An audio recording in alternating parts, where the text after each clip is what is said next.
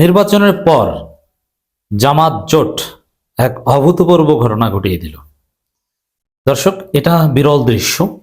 কারণ সরকার গঠন করার আগেই সেই সরকারের নানান কর্মকাণ্ডের বিরুদ্ধে, সম্ভাব্য সরকারের কর্মকাণ্ডের বিরুদ্ধে রাজপথে বিরাট বিক্ষোভ মিছিল, রাজপথে প্রতিবাদ, এটা কিন্তু রেয়ার, ব্যতিক্রমী। অর্থাৎ দর্শক, এবার যে বাংলাদেশে সত্যিকার অর্থে ভালো কিছু হতে যাচ্ছে তার আলামত স্পষ্ট। বিরোধী দল জামাত জোট এক চুলও ছাড় দিবে না কোনো অন্যায়ের। ন্যায় কাজ করলে একটুও ডিস্টার্ব করবে না, ইরিটেট করবে না, এটাও নিশ্চিত। তো দর্শক, আপনারা জানেন যে নির্বাচনের পরেই বিএনপির সন্ত্রাসীরা, বিশেষ করে যারা চান্দাবাজ, তারা দাঁড়িপাল্লা এবং শাপলাগুলির কিংবা জামাত এনসিপি জোটের নেতাকর্মীদের উপর ভয়ানক হামলা করেছে দেশব্যাপী। এখন অতীতে এ ধরনের হামলা স্বাভাবিক হিসাবে মেনে নেওয়া হতো, যে না, এটা টুকটাক হবে, এটা স্বাভাবিক। কিন্তু না, আমি স্পষ্ট করে বলছি, জামাত যে পথে এগোচ্ছে, জামাত শিবির এনসিপির উপর যতগুলো হামলা হয়েছে একটাও ভুলে যাওয়া হবে না। সবকিছু ডকুমেন্টেশন করে, যারা হামলা করেছো তোমরা, যারা চান্দা চেয়েছো জামাতের কাছে, সারা বাংলাদেশে কোথায় কি ঘটেছে সব জানি। তোমরা কিভাবে বিএনপিতে পদ পাও, টিকে থাকো, আমরা দেখে নিব। তোমাদেরকে যদি সেটা জেল খাটানোর মতো অপরাধে জেল খাটিয়ে ছাড়বো, এবং এই বিএনপির মাধ্যমে পরিস্থিতি সেদিকেই যাচ্ছে। দর্শক, বিএনপির এই অপকর্মের বিরুদ্ধে এবং জুলাই সনদ নিয়ে যাতে টালবাহানা না হয়, এই জন্য আগেভাগে ইগ্রেটিস দেওয়া হচ্ছে। জামাতে এনসিপি জোট, 11 দলীয় জোট বিরাট বিক্ষোভ মিছিল করেছে রাজধানী ঢাকায়, রাজপথে। মানে বলা যায় যে রাজপথ বিরোধী দলের দখলে থাকবে। উল্টাপাল্টা কিছু না করলে রাজপথে নামার প্রয়োজন হবে না, সংসদে কিংবা আলোচনায় সমাধান হবে। উল্টাপাল্টা কিছু করবেন, বিশেষ করে আমি বলে রাখি, হল দখল করতে যাবেন, ক্যাম্পাস দখল করতে যাবেন, শিবিরের গায়ে হাত দিবেন, জামাতের গায়ে হাত দিবেন, এনসিপির গায়ে হাত দিবেন, রাজপথ অবরুদ্ধ করে রাখা হবে। From the beginning to end রাজপথ থাকবে জামাত এনসিপির দখলে। এবং জামাত জোট, 11 দলীয় জোট ঐক্যবদ্ধ, এটা স্পষ্ট করা হয়েছে। নির্বাচনকালীন সময় যে ঐক্যবদ্ধ ছিল তার চাইতে বেশি ঐক্যবদ্ধ। জামাত জোট ঐক্যবদ্ধ হবে, রাজপথে আছে। গোলাম বরর বক্তব্য দিচ্ছেন, বেশ কয়েকজন এমপি বক্তব্য দিচ্ছেন, মামুনুল হক আছেন, নাসিরউদ্দিন পাটোয়ারি আছেন। অসাধারণ দৃশ্য, এটাকেই বলি বিরল দৃশ্য।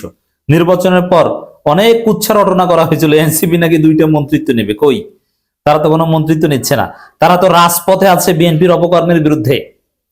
তবে এই প্রাইমারিলি রাজপথের এই যে বিক্ষোভ সমাবেশ, এটা একটা বার্তা যে তারেক রহমান কথা দিয়েছে গতকাল রাতে যে তিনি শপথ নেওয়ার সাথে সাথে সারা দেশে বিএনপি সন্ত্রাসীদের দমন করবেন।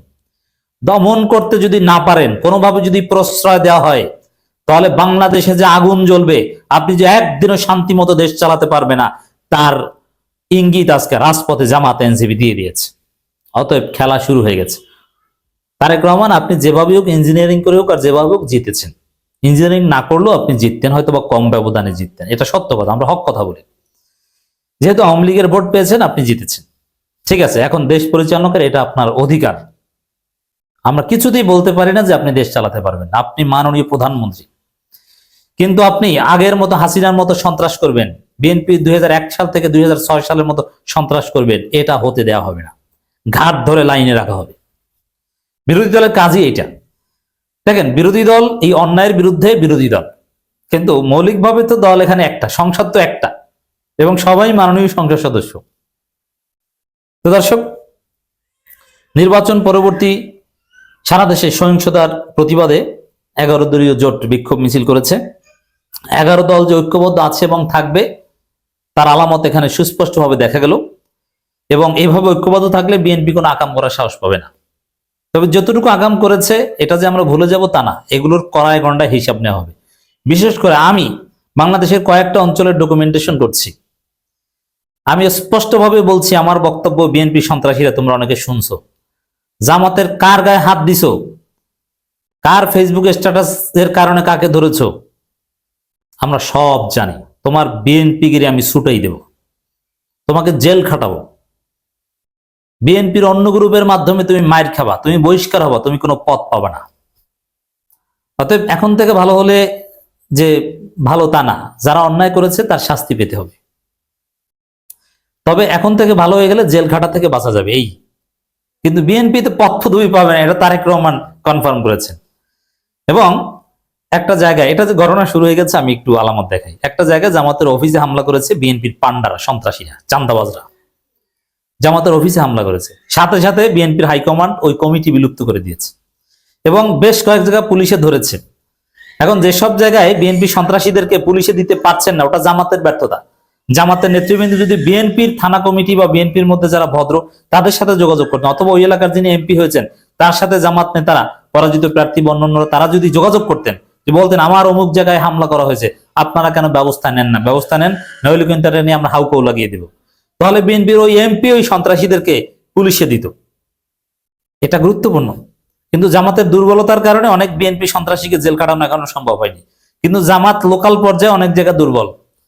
কিন্তু আমরা যারা ঢাকা ভিত্তিক জামাতের স্বার্থে কাজ করি, জামাতের লোকজনের নিরাপত্তার জন্য কাজ করি, জামাতের হাইকমান্ড তারা তো বুঝে। শিশির মনির এখানে আছে না, কোন ফাঁক ফোকর দিয়ে বের হবেন? জামাতের নারী কর্মীদের গায়ে নির্বাচনের পর অনেক জায়গায় হাত দেওয়া হয়েছে, একটা ওই হাত থাকবে না, তুমি বাঁচতে পারবে না। এখানে বাঁচতে পারবে না, হাত থাকবে না, এর অর্থ এই না যে হাত ভেঙে ফেলেও কিংবা হত্যা করা হবে না। তোমাকে শাস্তি পেতে হবে, ওই কালো হাত থাকবে না, অন্যায়ের হাত থাকবে না, তোমার সমস্ত ক্ষমতা নিয়ে যাওয়া হবে, তুমি ধৈঞ্চা হয়ে যাবে রাজনীতিতে, বিএনপি তোমাকে ধৈঞ্চা করে দিবে। এটা হচ্ছে নতুন বাংলাদেশের বাস্তবতা। দর্শক, এখানে জুলাই সনদ বাস্তবায়ন না করলে আরেকটি জুলাই তৈরি করা হবে, এটা ক্লিয়ার কথা। অতএব জুলাই সনদ নিয়ে তালবাহানার সাহসই পাবে না। NCP already without any note of dissent তারা জুলাই সনদ সাইন করেছে, আপনারা জানেন। এখানে জুলাই সনদ নিয়ে, সংস্কার নিয়ে এবং বিরোধী মতের উপর দমন পীড়ন, হামলা, এগুলো নিয়ে যেসব কথাবার্তা, যেসব আচরণ, যেগুলো এই রাজপথে জামাত এনসিপি জোট তারা ঐক্যবদ্ধ হয়ে যে বার্তা দিয়েছে, তার অর্থ হচ্ছে কোনো আগাম করলে তারেক সরকার থাকবে না।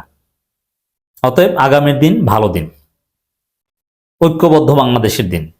কিন্তু বিএনপি সন্ত্রাসীদের বিরুদ্ধে বিএনপিও এক, জামাতও এক।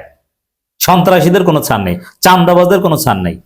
বিএনপির এক নেতা আমাদেরকে বলেছেন যে প্রয়োজনে 50,000 চান্দাবাজ ধরবো বিএনপির, তারপর আমরা চান্দাবাজি টলারেট করবো না। কারণ বিএনপি জানে আগাম করলে দেশ চালাতেই পারবে না। এমনিতেই চুপ পূজাকে শপথ করা 1.5 বছরের বেশি টেকে না, আগাম করবেন 1.5 বছরও টিকতে পারবেন না। ভালো চালাবেন, 5 বছর মেয়াদ পূর্ণ করবেন, দেশটা এগিয়ে যাবে, মানুষ খুশি হবে, বাংলাদেশ উন্নত হবে। এবং আওয়ামী লীগ মুক্ত বাংলাদেশ যে কতটা সুন্দর আমরা তো দেখতে পাচ্ছি। তো দর্শক, নাসিরউদ্দিন পাটোয়ারি একটা চমৎকার কথা বলেছেন, বিরোধী দলগুলোর কাছে তারেক রহমান যাচ্ছেন, ইটস গুড, কিন্তু আগে ক্ষমা চান যে এই বিরোধী নেতাদের কেন তাদের উপর অত্যাচার করেছে। এজন্য আপনার সন্ত্রাসীদের পক্ষ থেকে আপনি ক্ষমা চান, তারপরে বলেন যে আমি সাইজ করতেছি শপথ নিয়ে। এটা একটা চমৎকার পয়েন্ট। তো দর্শক, বাইতুল মোকাররমের উত্তর গেটে যে বিক্ষোভ কর্মসূচি অনুষ্ঠিত হয়েছে, অনেক এমপি ছিলেন সেখানে। তারা যে বার্তা দিয়েছেন, আগামীর বাংলাদেশের গতি প্রকৃতি নির্ধারক, উল্টাপাল্টা করে দেশ চালানো যাবে না।